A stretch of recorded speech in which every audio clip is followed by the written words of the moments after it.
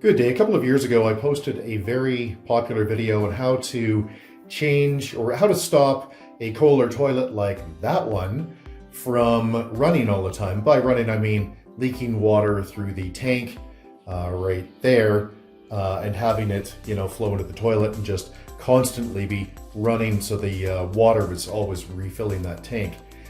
And the solution was to take the rubberized ring that was at the bottom and rub the calcium off of it. And that has worked great for us. We've done it several times. There's tons of people who have said that that worked for them. And I'll put the link to that video right up in the corner, right there, right about now. So you can watch it if you don't know what I'm talking about.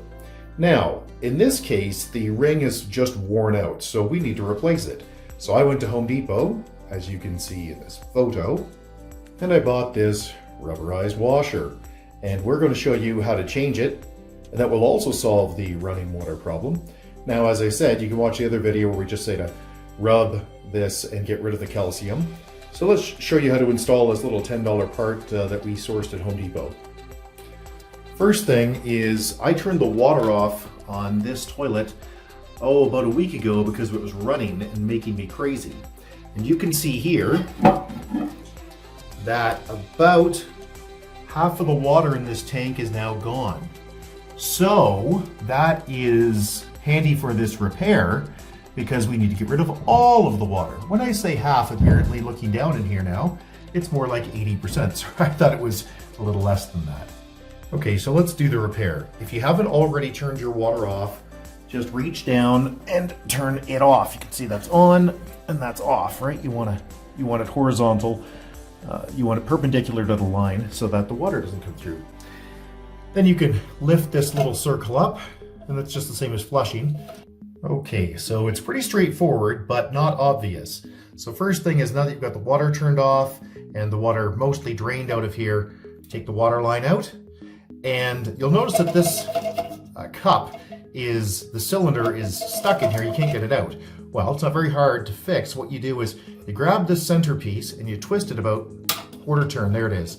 And it'll feel like it's going to break. And so you got to be careful with it. But it's just about a quarter turn. And in a second, when I pull this out, at least if memory serves me right, you'll understand how it's put together, and then you'll understand how to turn it or how much to turn it. So let's just pull this out. And you'll see the bottom here that there's an O-ring, just like the yellow one I just showed you. And this ring can just come off. You can see, oh wow, yeah, it's really pretty loose. And that's probably for me, well, it's not probably, it's for me cleaning it a bunch of times to get the calcium off. So let's put that away. Now, I want to show you, before I put this back together, exactly how this centerpiece twists in and out. So you'll see at the end here that this piece is a little T, and it fits in the bottom to that little piece, which has a nice place for a T. So let's put it back together and we'll show you how it works. So first thing I'm going to do is put the new O-ring on.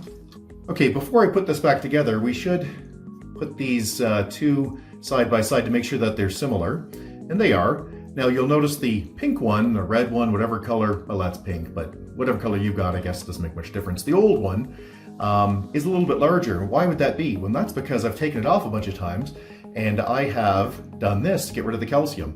So it's loose. This is a little tighter. Okay, so this just hooks on.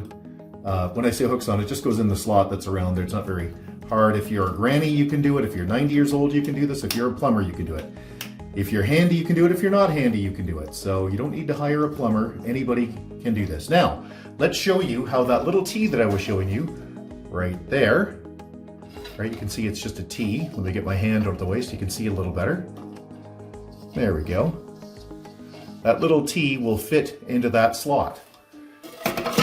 Okay, so now I want to rub my finger around the outside of this gasket and just make sure that it's there's no grit or garbage on it. There's no calcium.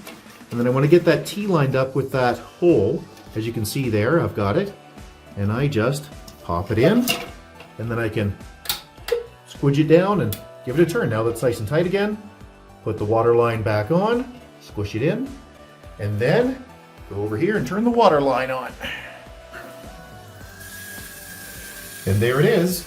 Now, the water will slowly come up.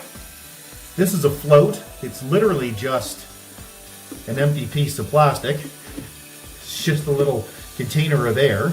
And as the water gets up the side, well, that turns the water off, see? Right? Turns the switch off. The switch is in here. But we want it to fill up. And that should stop your Kohler toilet from running. Let's let this sit overnight and see if we detect any running.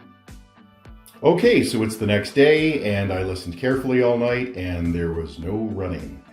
Isn't that nice? So that was the repair. Change the gasket. Hey, if you found this video useful, please click like. We'd really appreciate it. If you like this type of thing, please click subscribe, as we do this stuff all the time. If you want to get a hold of us, just get a hold of us at www.urtech.ca, and you can leave a comment below, or again, you get a hold of us at our website. Thanks and have a great day. Bye-bye.